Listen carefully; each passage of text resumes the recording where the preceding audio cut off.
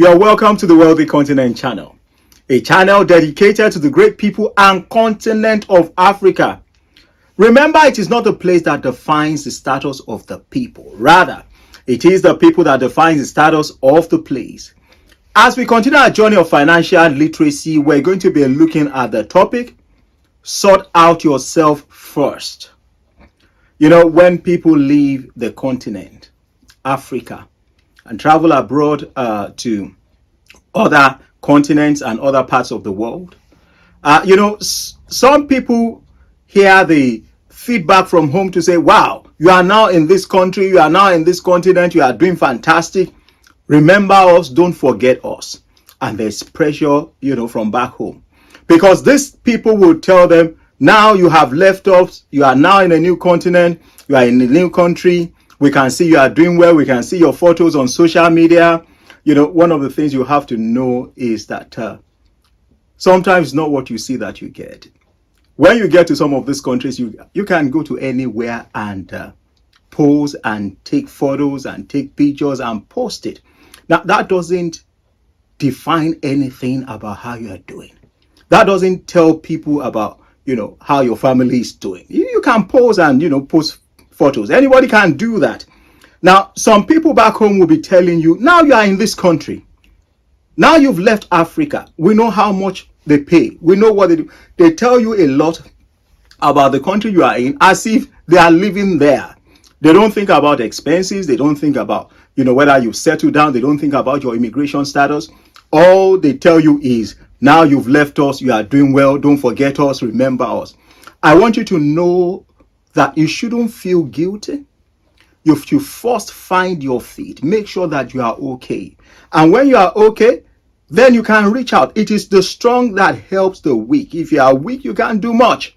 So you need to look after yourself. You need to look after your family. You need to cater for your family. You need to look after expenses. Some people have moved from Africa to other parts of the continent. And when they are due to pay their house rent, they calculate it from their, based on the currency they were using before. And they are shocked. They say, I've never even paid this in a year, but I'm paying this in 1 month. Because the living cost in those countries, they are completely different from where you're coming from.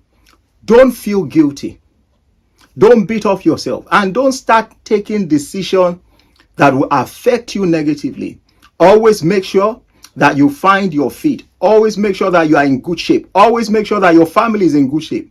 So sort out yourself first.